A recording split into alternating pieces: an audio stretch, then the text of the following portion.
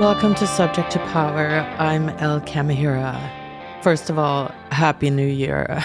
I'm personally just grateful to have made it through 2023. So here we go. Again, I have very mixed emotions as this episode is being prepped for release because of world events that move faster and more dramatically than this little pod. I met my guest Shalva Weil through my work on the International Coercive Control Conference, and I had invited her on the show to talk about her groundbreaking work on femicide around the world. Shalva is an Israeli anthropologist who has pioneered femicide observatories in her home country and elsewhere, and has written and edited many books and articles on the subject of femicide. Between when we set the date and when we sat down for the interview, the October 7 Hamas attacks happened in Israel, and we were a few weeks into Israel's mass killing of Palestinians in Gaza and elsewhere. So, of course, these events completely changed how we approached this conversation.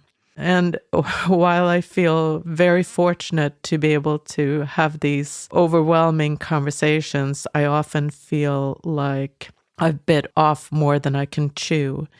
At any rate, what I'd like to say ahead of you listening to this interview is even though femicide, women getting murdered because they are women, has been a fact of life for millennia around the globe, but only starting in 1973 have we had a name for it. And Shalva helped put it in our collective consciousness. So please enjoy my talk with her. You were starting to say that had I asked these questions, had this conversation taken place a couple of months ago, we would have had a different conversation. But now you're in a vastly different world. We would have had a very different conversation. I, Shalva, was born in England, as you can probably hear from my accent, and came to live in Israel out of volition about 50 years ago. I obviously joined the feminist ranks in Britain, but I was also leading feminist movements in Europe. And at the moment, Israel is in the middle of this very problematic and horrific war with the Hamas. Now, my intention is not to discuss the Palestine-Israel conflict, but to suggest that the rape and murder of women in Israel by Hamas on the 7th of October, I'm excluding what's happened since, but on the 7th of October, where about 300 women were murdered, was femicide. I'll just mention some of the horrors here, but I don't want to dwell on horrors, but I'll just mention one or two, like women saw their babies being beheaded in front of them and then they were shot. Women were raped and then murdered. And there was the most horrific story of a woman who was pregnant and her fetus was taken out of her. Oh, absolutely horrific things, barbaric.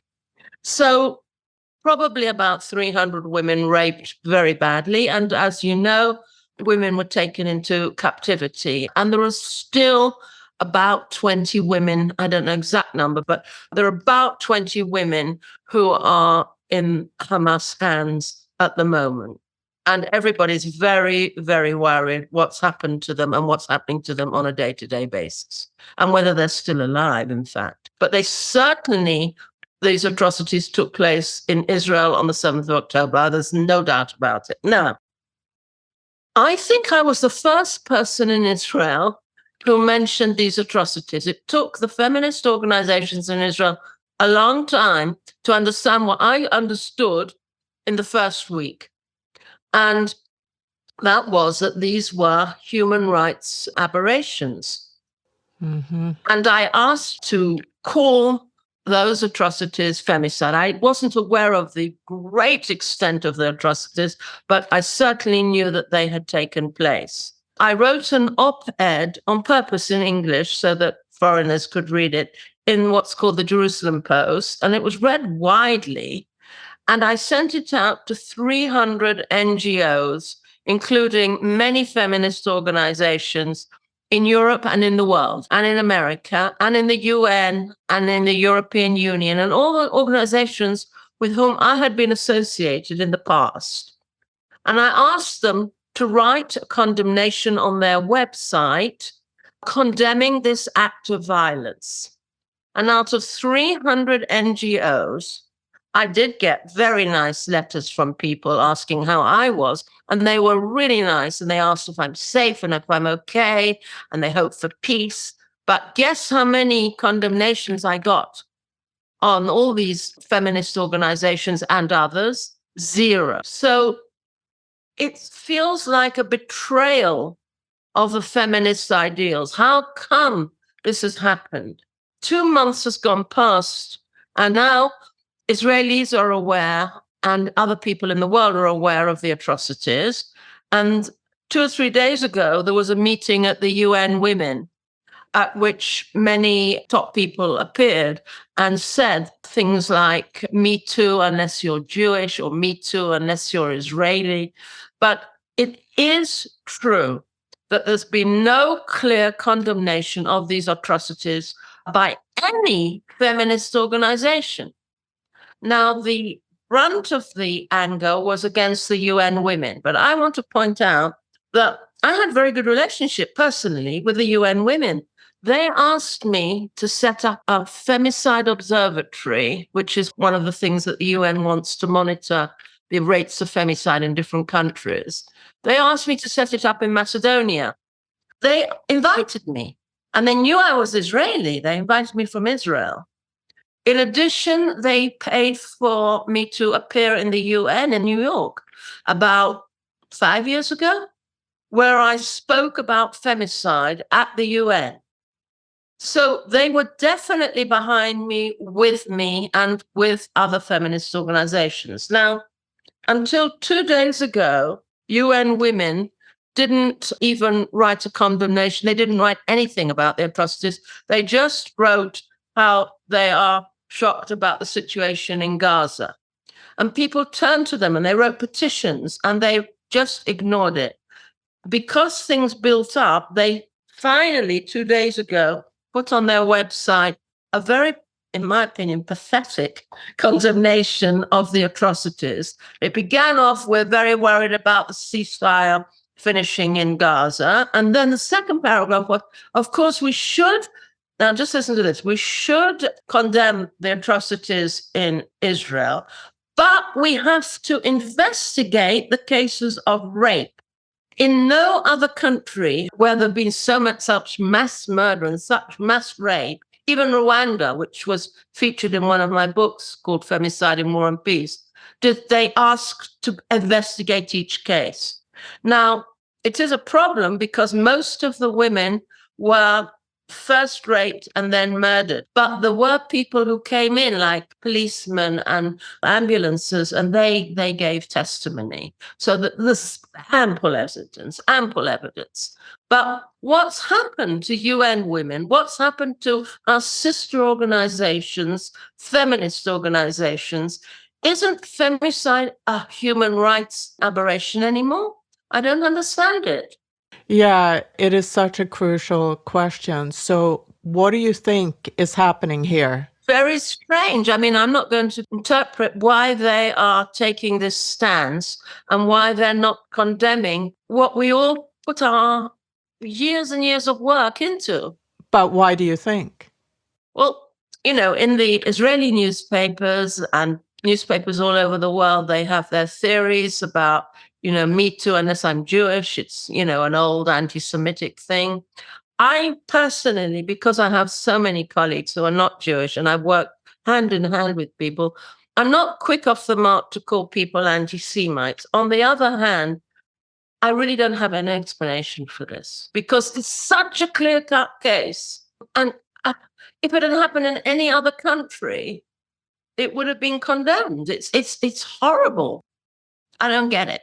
Yeah, and I'd like to talk more about it, but I think that it's getting lost in the duality of men's war, or in the war condition itself.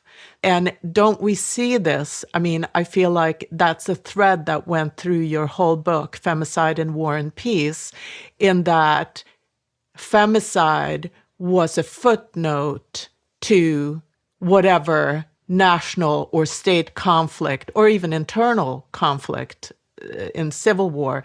That's very, very true. And you saw that a lot in the book. However, and that's true of governments which are in general run by men. In the Israeli parliament, there are hardly any women at all. We've gone backwards since the days of Golda Meir, but I mean, we've really gone backwards. We've got just a few women who are quite ghastly. But it wasn't true in the past of feminist organizations. In other words, the feminist organizations were asking for justice, for judicial distribution, etc. And in this case, suddenly the feminist organizations are silent. I think we are seeing a co-optation of feminism into taking sides in patriarchal It's extremely interesting what you're saying. What you're saying is that some of the feminist leaders of today actually, in my terms, regressing to where we were before the 1970s, in fact, over 50 years ago, and in cahoots with these male, even misogynist, in fact, governments and organizations. But it still strikes me as very strange because these feminists have worked for 50 years and they achieved quite a lot. And That's now right. what's happened? I mean, you see it in quite a few areas. You see it in sexual exploitation around the world, where there's now a very, very strong sex work is work lobby that argues, with liberal feminists sort of leading the charge, argues for sexual exploitation. But I think it's a larger co-optation issue. But back to what you started with, I read an article in The Guardian, I don't remember the author now, but let's not lose sight of the fact that rape is rape and that it's indefensible what happened in Israel, regardless of the political situation. It's just indefensible. I think it's indefensible. And I think that even if we have relative values, there are some things that we have to come out on that are absolute. And raping women and then murdering them is a no-no. It's a human rights violation. And I just can't understand how anybody could condone it or ignore it. The ignoring is, in a sense, condoning. Israeli feminists from feminist organizations, they feel totally betrayed. They can't understand it at all. I can imagine that. In the UN Women meeting, there was a speech by an Israeli woman who was Miss Universe. She's called Miss Abergil. It was a few years back. And after she won the title of being Miss Universe, very beautiful, she was raped violently in Italy. I remember the case. It was in Milano. And she was adopted and hugged by all the feminist organizations. She said that in the UN just now. And they all took her as their symbol, and she appeared at all their conferences, and she's beautiful, and they loved her, and they supported her, and they were absolutely outraged about the fact that she was violently raped after she received this title. And she says that today she's disgusted. She, as an Israeli woman, she says that she feels just outraged and sickened by the feminist organizations today. So I want to dig into femicide as a concept, as a history. You talk at length in your article, Making Femicide Visible, about why studying femicide, defining femicide, making it a legitimate sociological pursuit, or a pursuit at all, a research pursuit at all, is so difficult. And your personal work as well. Like, how did you get into femicide research? So I'll say how I got in first chronologically, and then I'll I'd certainly relate to that article I wrote called Making Femicide Visible, which appeared in 2016 in Current Sociology. So I'm actually an anthropologist and have two major areas of specialization. One, you'll be surprised, nothing to do with femicide. One is Indian Jews, and I'm an expert on India and the Jews in India, the different communities like Cochin Jews and Ben Israel in Maharashtra and Baghdadi Jews. And I've written a lot and books and published a lot on them.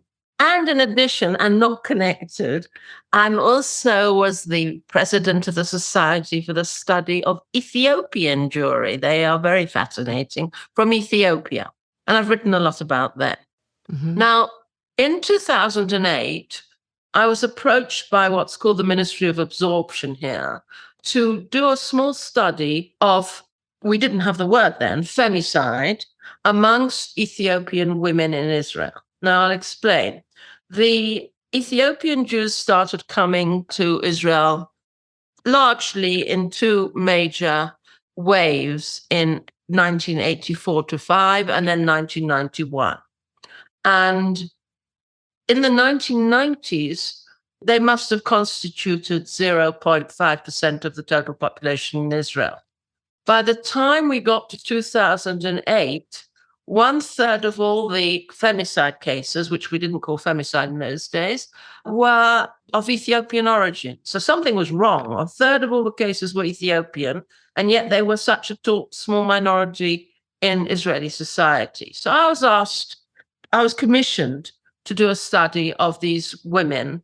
Now, because I had been doing fieldwork amongst Ethiopian Jews for many years and very well accepted by them, which was unusual, I had many, many contacts in the community. And I came up with a small report for this ministry saying, look, there are more cases than you thought about. I found another 4 cases of women who were murdered from this community. This is outrageous. And I wrote this report, and the Ministry of Absorption in Israel was shocked. And they said, we have to censor your report. Now, they had commissioned it through the Hebrew University. They'd paid for it. It was a paid commission. And I was advised by the legal advisor of the university not to publish the findings because they had censored it. And anyway, to cut a long story short, I then decided in 2010 that I would present the findings in a conference in Geneva of the European Sociological Association. And when I presented it in a session on women, everybody came up to me afterwards and said, wow, we never thought about wife murders. There are so many articles about domestic violence, but nobody has thought about I don't know why, but nobody has thought about the final outcomes of these poor women, and some of whom who suffered domestic violence ended up dead. So, encouraged by colleagues, I submitted a proposal to the European Union. It's called COST, and it's nothing to do with money. It's Cooperation on Science and Technology. And I won a very, very big grant for the subject called Femicide across Europe. And it was a 4-year grant, and I was in charge of 30 countries, and I had 80 people on my committee.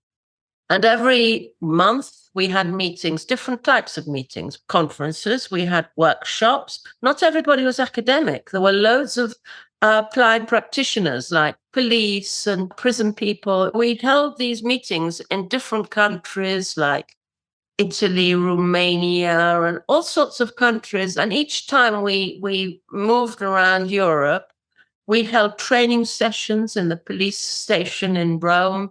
We trained police, we trained doctoral students. Each time we did something different, we had working groups.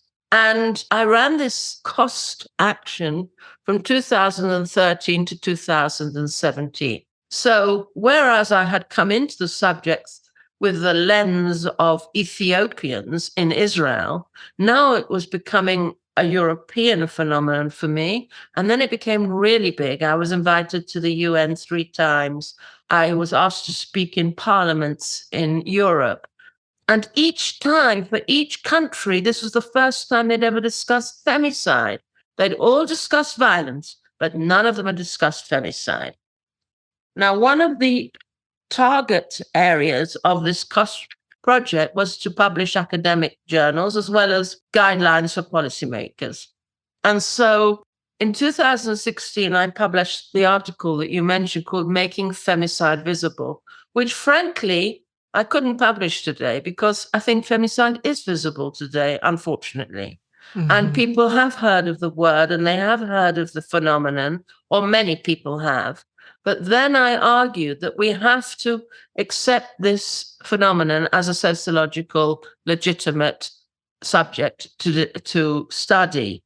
And you will not believe that in 2016, this was the first ever scientific article reporting on femicide in a social science journal. That means sociology, psychology, anthropology. Since then, I'm happy to say that there's huge awareness of the subject, and every year it increases. People are studying femicide. I know the definition of femicide has gone through different sort of iterations. And where do you think we are now with what is femicide? What is the definition of femicide? In this cost action, we set up 4 working groups on femicide. One was the whole of working group number 1 was definitions. How do we define femicide? And for 4 years, we discussed it because during those 4 years, as you point out, the definition of femicide changed. And there were lots of very emotional discussions on what it is.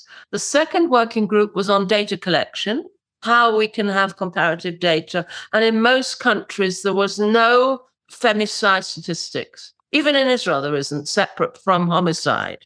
Thirdly, we discussed culture. That was also, people were up in arms about it. I, as an anthropologist, was maintaining that there are cultural patterns in femicide. For example, I'll give the example of the Ethiopians, whom I know the best. Sorry, it's a horrible example, but if a man kills a woman, it's usually his partner.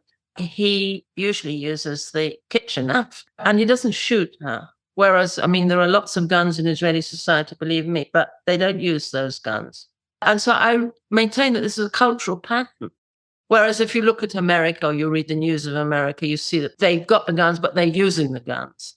Mm-hmm. I'm not saying that Israelis don't use a gun in war, but I'm saying that on a day-to-day basis, Israelis in general, are not killing their partners with guns, which is extraordinary, really. But the Ethiopians have this pattern of using a kitchen knife. And then they have a pattern of the perpetrator usually attempting suicide afterwards. So that's culture. And the fourth working group that we set up was prevention. And that was very applied of how we can prevent femicide through education and social means. It was very, very applied. It was very nice. So I'm going back to working group 1, which was femicide and the definition. There are lots of types of femicide, including matricide, where they kill their mother, usually psychotic children, but they do. And I think that is included in the definition of femicide. And there's lots of debates about what you consider femicide. For example, there's a phenomenon called feticide, which means that you kill the fetus. Actually, there's a researcher in India, admittedly it was about 10 years ago, and she did this unbelievable calculation about the missing 50 million women in India.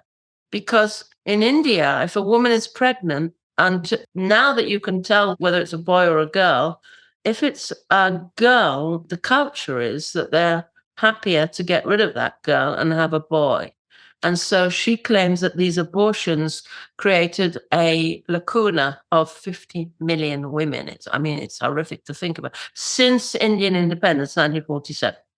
But the demography in India is askew, also in China, by the way, and other countries too. I don't know whether you can call a fetus that hasn't been born, the killing of a fetus, femicide. I personally wouldn't go for that, but I'm saying that there is literature on that, and people do say that. To me, it's hypothetical in a sense because the baby hasn't been born, but exemplifies for you how do we define femicide? It's a problem. Normally, we would define femicide as the killing of a woman by a man. Originally, it was by a man because she was a woman. So when the term femicide was invented, and it wasn't invented by me, but it was pushed on by me, it was invented in 1973.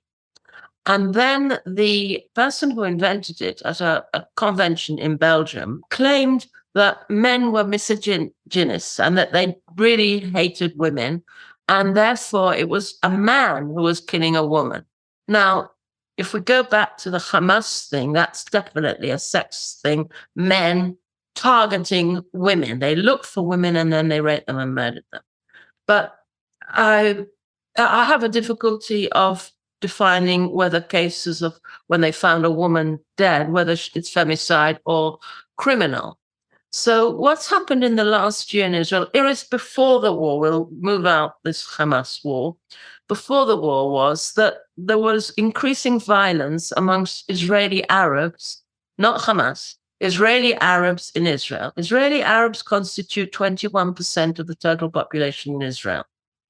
And in the last 3 or 4 years, over 50% of all femicides in Israel are among Israeli Arab women. Now, I began off telling you how I started with Ethiopian women, and they were overrepresented. And funnily enough, they've disappeared from my statistics. Now, what's happened is that in Israeli society over the last 3, 4 years, but particularly in the last year, in this new Netanyahu government, which is very right wing, violence in the Arab sector amongst Arabs, not Arabs and Jews, it's not to do with the war, amongst different warring families has increased. And so we have situations where, I'll give you an example, a real one from this year, a very recent one. Arab woman, is sitting in her car and the car explodes with a bomb.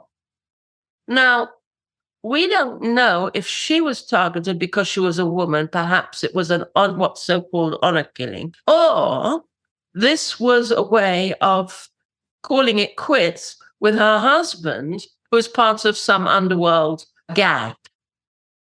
There's no doubt that violence in the Arab sector in Israel has been on the increase in the last 2 or 3 years, and particularly in the last year. But it's very difficult to define sometimes what is femicide. And sometimes it comes out years later. So the police go on and investigate, and then they find that this woman, the one in the car, her husband was really some terrible criminal, but they didn't know before. And he has a big fight with some other Arab family. And so it comes out a year or two later.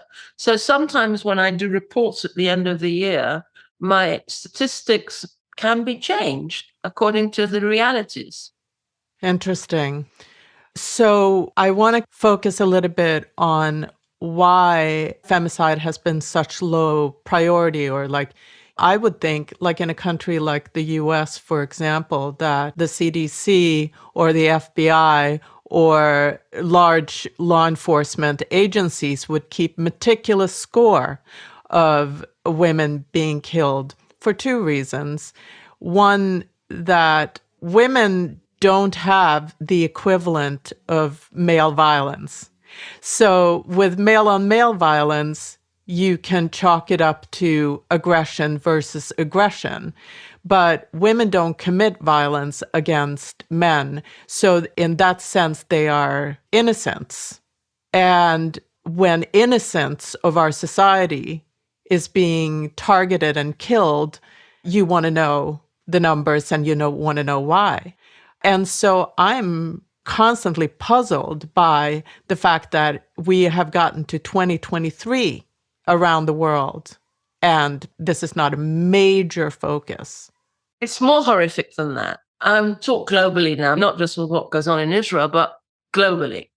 There's hardly a country, or there isn't, maybe isn't a country in the world, which has femicide as a phenomenon in the law, in their system of law. But worse than that, and when they collect data on homicides, they don't differentiate, what's called disaggregate the statistics. So you don't have it in America either. You don't have it in Canada. And all these observatories that are set up, like my one and the Canadian one, they're set up as NGOs, and they are funded by private individuals because, going back to our previous conversation, governments are run largely by males. They are not interested in knowing how many innocents are murdered. It's not on their agenda. One of the reasons is that femicides only constitute globally between 10% and 12% of all homicides. So that means that 1 in 10 of all the murders in the world are actually of women. And you are so correct that women hardly ever, there are cases, murder men. They do, but there aren't any cases. It's very, very rare. And often when a woman murders her husband, it's in self-defense because he's been assaulting her. So you're right that it hardly ever happens. Now, the feminist organizations and the people who supported this femicide across Europe and femicide across the world, they asked all their governments, please collect data on femicide. And it's quite a few years has passed now. Nobody's doing it. They're not doing it.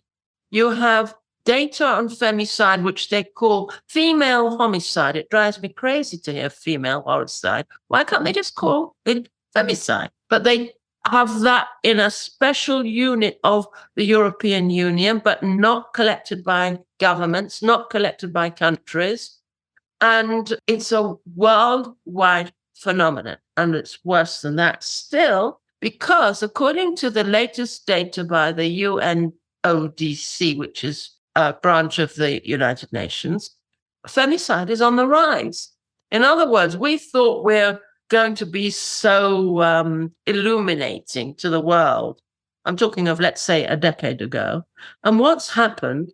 More women are being murdered by men all over the world. So either it's because there's more reporting, which is possible, but it's probably because there really are more women being murdered every day. In South America, in Argentina, for example, a woman is murdered every 8 hours. It's crazy. In Italy, a woman is murdered every 72 hours. In Israel, it's actually very low. There's only about 2 cases a month or less. But in most of the world, and the United States, it's really bad. Very high. So women are being murdered all the time in all these countries. And it's not just what we imagine as patriarchal countries. Now, some countries like Iraq and Iran, we don't even have any data, so we don't know. But even in the Western countries like America, we don't have separate statistics for femicide. And there seems to be, in general, very little interest, except amongst the feminist organizations. But now, what's happened to the feminist organizations? Aren't they willing to condemn femicide? Aren't they? I can't understand it. And I thought of something else. When Me Too was set up, and it was really very much in the news, and they had some tremendous achievements, Me Too didn't adopt the issue of femicide. That's right. They adopted other issues, which were very, very good. I'm not saying that they weren't good. Sexual harassment, particularly at work and everything. But they didn't take up the issue of femicide, which I also find interesting. It is interesting. And one wonders if there are just certain, femicide is as old as patriarchy. So one wonders if these large oppressive patterns are just too hard to take into account, too hard to examine, too hard to look at. Yeah, I'm thinking it's much more fun talking about India than talking about this horrible subject, femicide. And also it's a little bit depressing, as you are pointing out, in the last year, and a bit, I would say, disappointing. I'm disappointed too in the way things are turning out. There is one other political issue that some people have raised, by the way, in this discussion, and that is that many of these NGOs and feminist organizations were associated with the left. I'm not saying that they all were left-wing, but I'm saying that they were associated with the left, the desire to have human rights, equality, and all this kind of thing. And what's happening in the world globally is that countries are being taken over by dictators and by the right, the extreme right. I'm talking in general, but you look at the Trump era and maybe Trump will return. And then you look at the end of abortion rights for women, which is beyond my specialization. But I'm saying that it represents the return of the right and the squashing of women's rights. And this is not just in America, it's also in these countries that in my book, like all over the world, if it's Hungary and Poland and all these countries are being taken over by dictators and by the right wing. It's the same in Israel. They're saying, oh, well, we've only got so-and-so number of women in parliament today. It's fine. We don't mind. We've only got 8 out of 120. I mean, what's that? It should be 50% at least. But this is happening all over the world.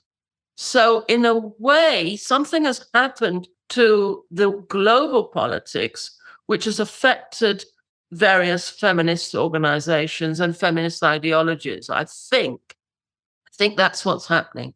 Mm-hmm. We're certainly not willing to link up the connection between the sinking value of women or the sinking status of women and femicide. Quite shocking, really. It's quite shocking. I wrote an article about the murder of Amini. I don't know whether you remember who Amini is. About 6 months ago, she was a very brave Iranian young woman who was caught by the Modesty Army, or whatever they call themselves, in Iran. And I wrote saying this is just an example of femicide.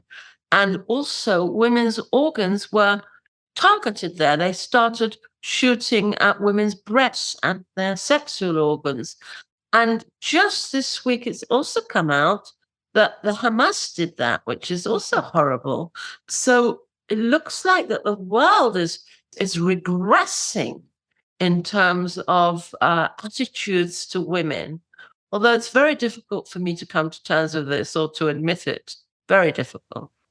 Yeah, I can imagine, having spent so much time working to push this issue and defining it, putting it on the agenda. There is a lot of awareness of this subject today. And so when I started, the internet wasn't so easy or accessible. And then I did what you call Google alerts, where you write the word femicide in, and if it pings up, then you have some article about it. So at the beginning, I'm talking of, let's say, 8 years ago, I would get one every month. And now I get about 20 a day. So it's all over. And so there is much greater awareness. Whether that awareness has caused a decrease in femicide, I'm very doubtful. But there is a greater awareness. So 2 things are going on at the same time. Yeah.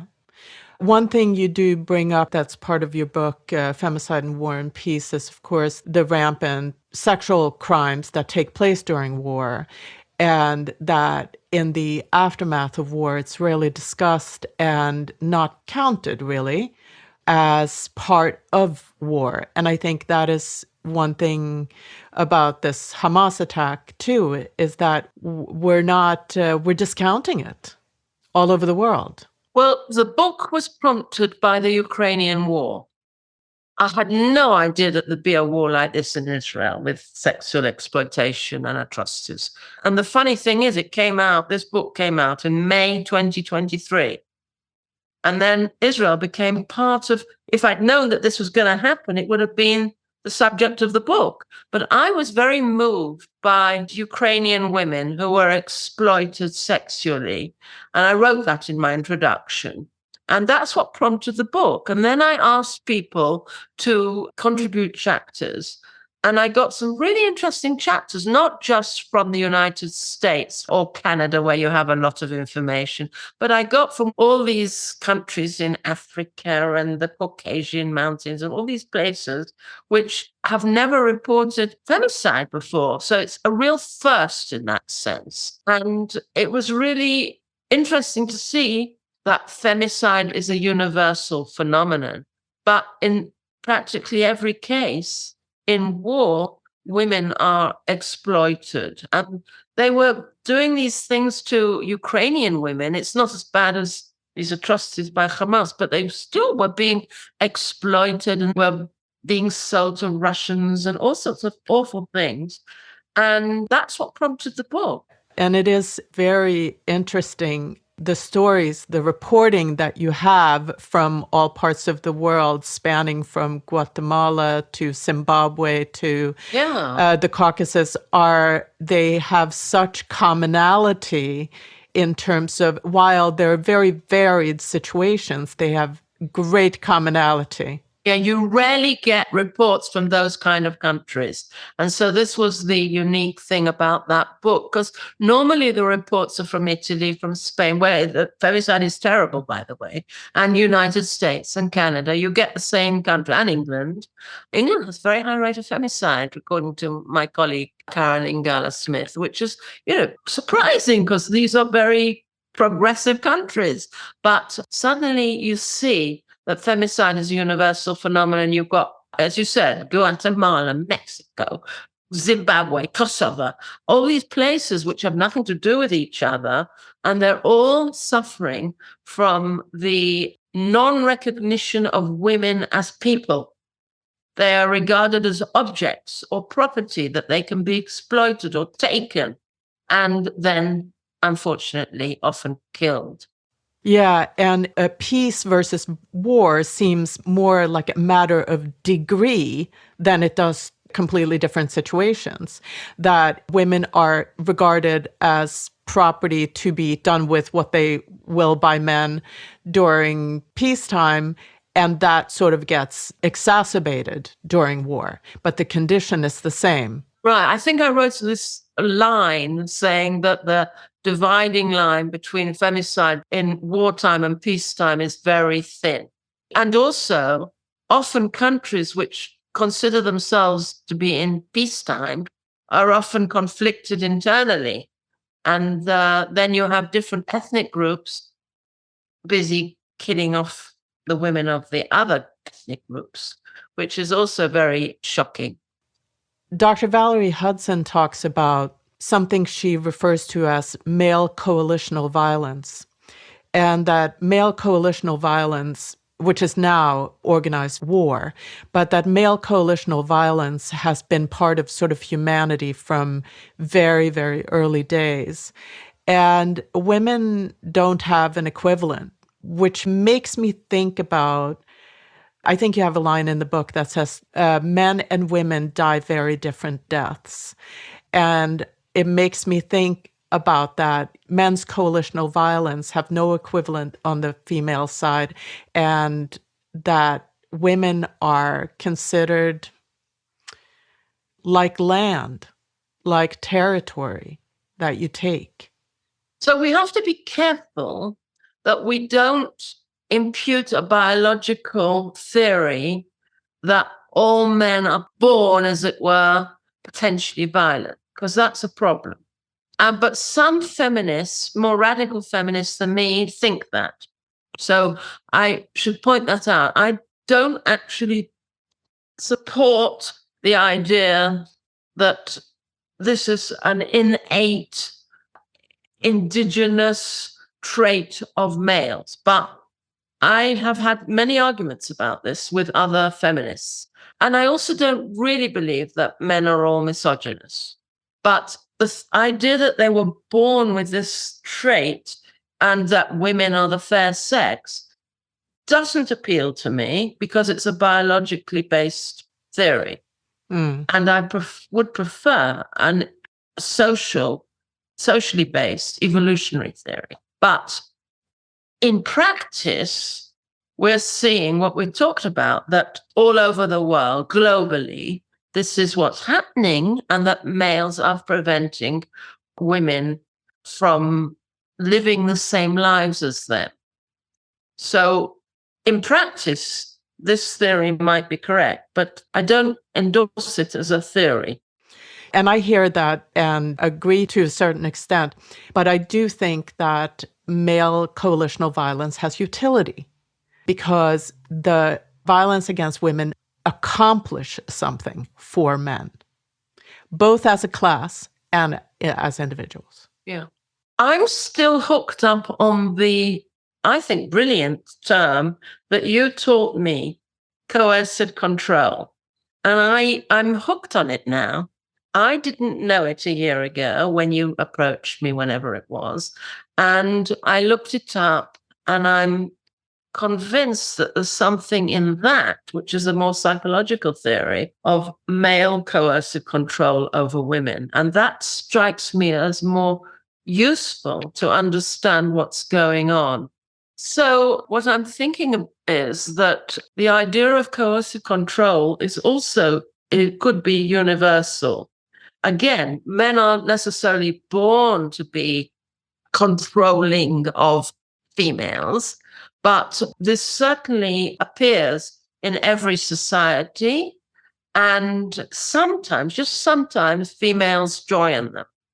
So I'll give you an example, which is also very interesting and difficult to understand as well. You have in what you call MENA countries, which is Middle Eastern countries, and you have it in America and Europe, amongst certain populations. You have what you call honor killings. That means as a woman is killed because she was abusing the honor of their family. Now, usually that woman they claim that she was having an affair with somebody, or she was dressed what they call immodestly, or her skirt was too high, or she put too much lipstick on. Often it's not based in truth at all, but it could be, but it isn't. And these women are controlled by men. In other words, if they go out of the house, they are accused of being immodest. And therefore, at a certain point, even their fathers or their brothers would have to preserve the family honor and kill them. Now, what's really difficult to understand, and this is what I'm raising in this talk, is that just sometimes the mother-in-law takes a side, and she sides with the father-in-law and with the males, and she's part of this secret. And finally, the woman is killed, and it might be a family coalition. She's controlled by her mother-in-law. She often lives with the parents-in-law, because it's a patriarchal society, and it's what you call patrilocal, where they live with the parents-in-law. She can't be in touch with her natal family, her original family. And that's the beginning of this coercive control. And then it gets worse. Then she shouldn't say this and that and the other, and she can't have any money for a new dress, and she should make the food cheaper, and they will take the money. And then everything is regulated until finally it ends up really badly. The whole thing is that they've lost control. And so they have to retain control by killing this woman, this poor woman, in what's called in the literature honor killings, which truly is dishonorable. Hearing you talk, it makes me think, do you think this rise in femicide is a backlash overall, like a global backlash against women's liberation? I think femicide was always here. It's been here for generations. You've got it in all the literature as well. Even Greek and Roman literature, femicide, and even Shakespeare and everything. It's a very fascinating subject. So I think it's been here all the years, and you even have it in the Bible. Femicide has been with us forever. But the interesting thing that you've mentioned, and which I've also referred to, is whether it's on the increase in this so-called enlightened world, but it's becoming less enlightened. And that's what's so shocking. That's what's really shocking. Is it increasing globally? Now, I want to make a little bit of a criticism, because the UNODC claims that there are 89,000 femicides a year. But it seems to me that that's based on very, very old statistics. And also it includes countries which don't really give reliable statistics, like Iran. I'm sure it's at least double that. I'm sure of it. Shocking. But I didn't do a worldwide study, and certainly that would require lots of funding, and I didn't do it, and I'm not the one. and it's not being done. Countries are not counting. No, but you know that my Israel Observatory on Femicide is not funded. It's not funded by the government. It's funded by one small philanthropist who pays for a student. And yet we do so much. And I think it's similar in many countries. It's not just in Israel. It's outrageous, basically. As you said, you'd think that the police in all the countries or the governments would want to know how many women are being murdered, but they have very little interest. It's a very side issue globally. I think that's the most interesting thing of all. that it's pushed aside. And what do they say? What doesn't get counted doesn't count. In your Rwanda story, in your book, one of the women there, I forget her name, says, if you kill a woman, you kill the family. And they know that. Thank you for mentioning that. I'll just add a little bit at the very end here. So the significance of femicide is not just that the woman is killed, as you point out. First of all, it's often perpetrated in front of children, which is horrific. So these children are traumatized forever. But the number of orphans that are created is just mind-boggling, even if they weren't present at the actual murder. And then, of course, everybody around this woman, the brothers, the sisters, the parents, it's a terrible thing. And she's right. You don't just kill a woman, you kill her whole family. And it's for several generations. I don't think people get over it. It has ripple effects we can't even contemplate. Yeah. Right. Yeah.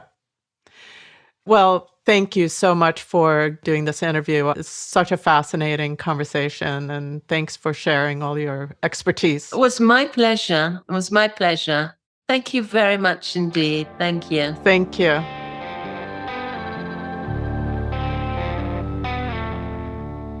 After reading so much of Shalva's reporting and listening to this interview, one thought sticks with me. And that is that femicide is a fact of life in peace as much as it is during war, and that we should all question what peace actually means for women of the world. To illustrate this point, I want to tell a small story from my own life. My father, who was a Norwegian, he's passed now, was born in 1939 at the start of Germany's brutal occupation of Norway. And as a young man, he became a UN peacekeeping soldier and was stationed in Gaza in the late 1950s. I don't know much about his time there other than the stories of how he and his fellow soldiers would use their service weapons to shoot sharks in the Gaza Sea to watch the ensuing bloodbath for funsies. I also know that my dad brought his service weapon home and kept it in a drawer. At the time, and still, it is a very unusual thing for a Scandinavian home to have a gun present. And the presence of this gun was a matter of terror to my mother, both during her marriage and after she divorced my dad. Just food for thought.